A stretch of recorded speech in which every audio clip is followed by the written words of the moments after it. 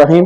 আজ 9 ফেব্রুয়ারি বাংলাদেশ জাতীয়তাবাদী দলের নির্বাহী কমিটির সদস্য জনাব হুমাম কাদের চৌধুরীর পক্ষ থেকে আমাদের রাঙ্গুনিয়া কলেজ মাঠ প্রাঙ্গণে আমাদের একটা প্রোগ্রাম হচ্ছে। এটা হচ্ছে জনসভা।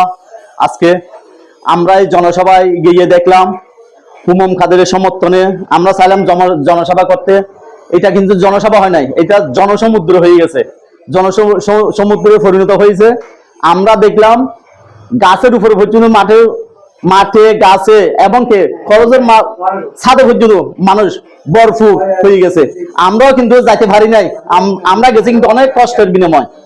আমরা কলেজ মাঠে অনেক কষ্টের বিনিময় ঢুকতে পারলাম, কিন্তু দেখলাম রাস্তা দিয়ে মানুষ যতগুলো মানুষ ঢুকতেছে ততগুলো মানুষ আবার বাইরে চলে আসতেছে। তাদের কাছে জিজ্ঞেস করতেছে, কিরে ভাই আপনারা চলিখান যাচ্ছেন ভাই, আমরা খারাপ কোথায় দাঁড়াবো, কোথায় ওখানে দাঁড়ার জায়গাও নাই।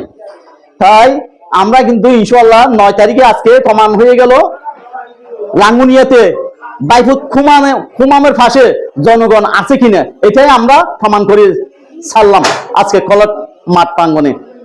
তারপর আমি আরেকটা মেসেজ দিতে চাই, এই যে আমাদের মনে করেন আগস্টের আগে আমি একটা সিন দেখতে যে আমাদের এই যে সরকার থাকা অবস্থা আমাদের যখন প্রোগ্রাম হতো চট্টগ্রামে এবং ঢাকায়, তারা কিন্তু রোডে ঘাটে বসে থাকতো আমাদেরকে ফিরানোর জন্য। এখন দেখতেছেন এই একটা ভিডিও আছে, ক্যামেরা আছে, এটা বিরুদ্ধমানের চিত্র, এটা হচ্ছে বিরুদ্ধমানের চিত্র। এই দেখছেন লাঠি ঘোষা নিয়ে আমাদেরকে ব্যারিকেড দিছে, আমাদেরকে মারধর করছে এই জায়গা দিয়ে। এই দেখছেন আপনারা লোকগুলো চিনে রাখেন, আপনারা চিনছে কিনে। তারা কিন্তু সবাই ফুমরার ছেলে, রাঙ্গুনিয়াবাসী ফুমরার ছেলে, কিন্তু আমাদেরকে কিভাবে নির্যাতন করতো তারা। তাই আপনারা দেশবাসীর কাছে আমাদের অকুল আবেদন, আমরা আপনাদের ভাই, আপনাদের বন্ধু, আমরা অনেক নির্যাতন নিপীড়ন হয়েছে আওয়ামী লীগের হাতে, সরকারের হাতে। আপনারা অদূর ভবিষ্যৎ চিন্তা করে এই যে একটা ভোট অনেক মূল্যবান, আপনার ভোটটা দেওয়ার সময় চিন্তা করে দিবেন। আগে আপনার কি পাইছেন, আমরা একটা সরকার হয়েছে সরকার, আমার এই যে হাসান মাহমুদ ছিল, হাসান মাহমুদের আমার সাকসেস প্রমাণ, আমার 33টা মামলা, আমার কাছ থেকে 8 একর 30 শতক সম্পত্তি জোরপূর্বক এই অফিস থেকে, আমার অফিস থেকে জোরপূর্বক ফবান নিছে। এটা এখন মামলা চলমান।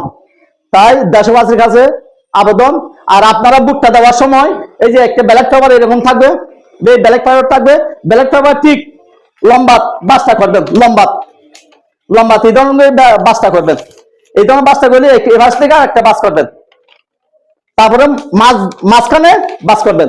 যেমন আমার বড় ভাই আরিফ ভাবে দেখাই দিছে এটা, এবং আজিম ভাইও এটা দেখাই দিছে, বলিয়ে দিছে। তাই আপনারা বুটটা দেওয়ার সময় যান এই বৃষ্টির বুট আরেক জায়গায় না লাগে মতো, এই একটা বুট যেমন চিহ্নটা আরেকটাই না লাগে মতো, এটা সতর্ক করে আপনারা বুটটা দিবেন। আসসালামু আলাইকুম ওয়া রাহমাতুল্লাহি ওয়া বারাকাতুহু।